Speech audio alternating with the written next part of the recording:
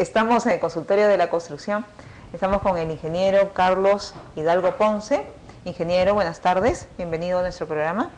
Vamos a conversar con el ingeniero sobre el tema de gestión de obras públicas. Ingeniero, bienvenido, ¿no? Y queríamos que nosotros nos comparta con ustedes su conocimiento sobre la gestión, ¿no? ¿Qué debe de hacer un ingeniero o un profesional que está involucrado en la gestión de obras públicas para poder hacerlo bien, ¿no? Bueno, ante todo agradezco la invitación, ingeniero Bardas. Para mí es un placer estar aquí en RTV, el canal del Colegio de Ingenieros del Perú. Sí, efectivamente, ¿no? La gestión de obras públicas es un tema muy importante que se tiene que tener en cuenta para poder obtener un producto de calidad, como tienen que ser todas las obras públicas que se ejecutan en el país. Para eso he preparado, ¿no?, algunas vistas en las cuales podemos apreciar el desenvolvimiento o los procesos que tiene que uno realizar para poder desarrollar una obra pública adecuadamente, ¿no? Primeramente partimos del tema de gestión de obras públicas, ¿no? ¿Qué cosa es la gestión de obras públicas, ¿no?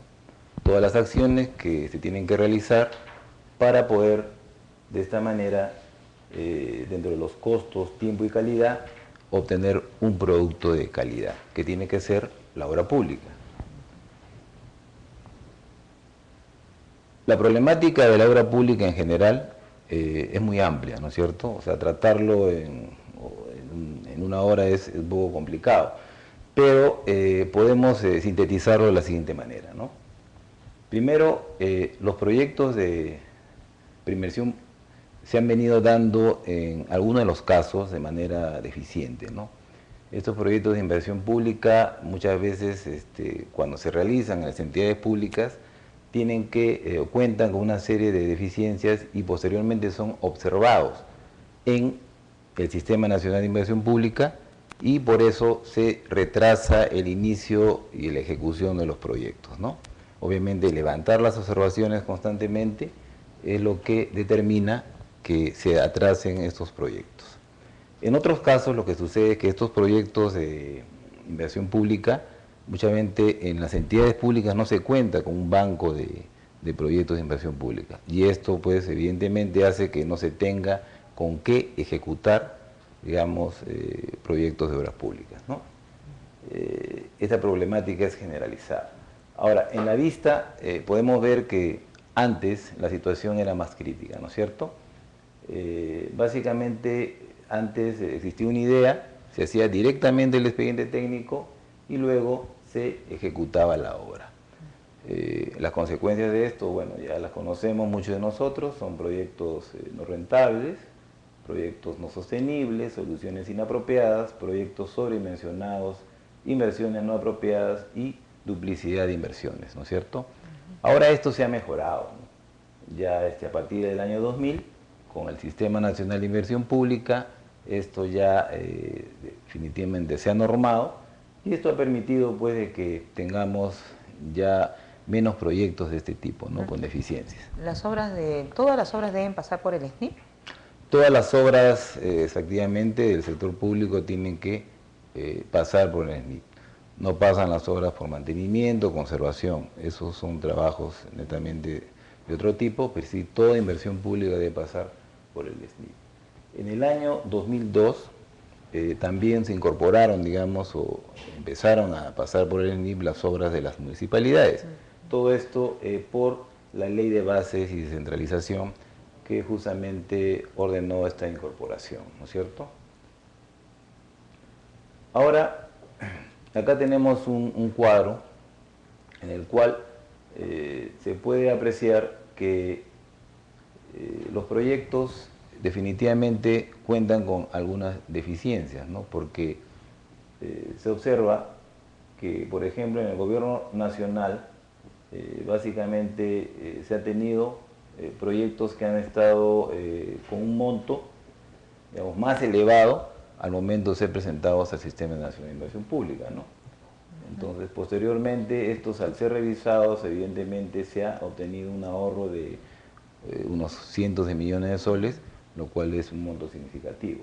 En otros casos ha sido a la inversa, ¿no? Se han obtenido proyectos, digamos, con insuficiente presupuesto y han tenido que luego, con la revisión realizada en el Sistema Nacional de Inversión Pública, han aumentado los montos y esto ha generado un incremento del presupuesto. Definitivamente, básicamente porque se han olvidado de repente algunas partidas, algún tipo de diseño o soluciones que se presentan en estos proyectos. Entonces, definitivamente existe pues una realidad en la cual es necesario pues, ¿no?, que existe el SNIP para poder corregir estas desviaciones, ¿no es cierto? En este otro cuadro podemos apreciar cómo se presentan también las deficiencias y omisiones en los expedientes técnicos. Y le cuento por qué. Porque estas deficiencias en los expedientes técnicos determinan que se generen presupuestos adicionales de obra y de supervisión de obra. Evidentemente, si una obra tiene una deficiencia técnica o una omisión de partidas, definitivamente al momento de ejecutar la obra va a ser necesario que se hagan de todas maneras este tipo de trabajos. Por lo tanto, se tiene que presentar un presupuesto adicional para que sea aprobado por la entidad. Estos presupuestos adicionales también, como se aprecia en el cuadro, han sido presentados por un monto determinado, pero los montos solicitados, que eran de 38 millones de soles, en el monto autorizado han sido simplemente autorizados 24 millones, ¿no es cierto?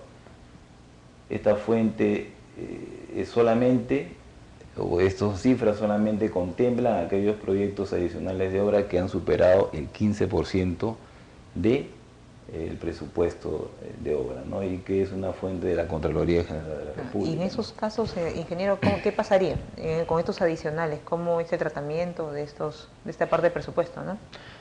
Demora, claro. Los tiempos ya varían también, ¿no? Claro, para poder aprobarse, ¿no?, ese nuevo presupuesto adicional. Exactamente, hay un tiempo ya establecido para poder aprobar los presupuestos adicionales. Cuando ocurren estos, primero la entidad tiene que evaluar esos presupuestos, luego presentarlos cuando superan el 15% del presupuesto, presentarlos a la Contraloría General de la República, y estos a su vez cuentan con un tiempo también ya establecido por norma y por ley para que se pueda, digamos, aprobar, digamos, estos. Ahora, si estos montos son menores a los solicitados, sencillamente se le comunica a la entidad que se ha desestimado una determinada cantidad de ese monto y sencillamente la entidad tiene que aprobar lo que la Contraloría ya le ha aprobado, autorizado, ¿no?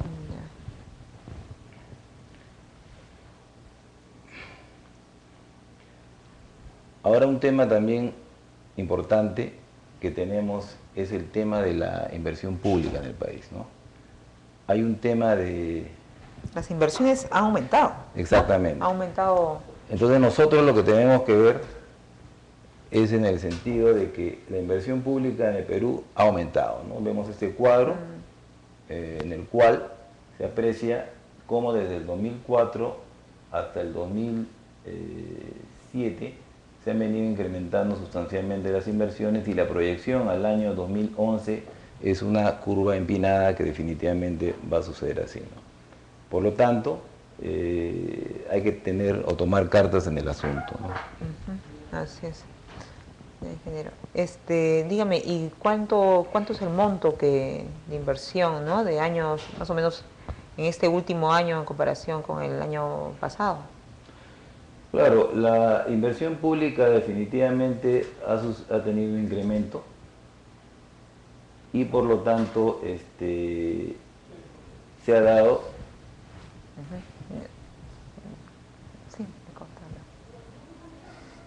en situaciones de que se ha ido incrementando año a año, ¿no es cierto? Bien, ingeniero, disculpe un momento, vamos a continuar en el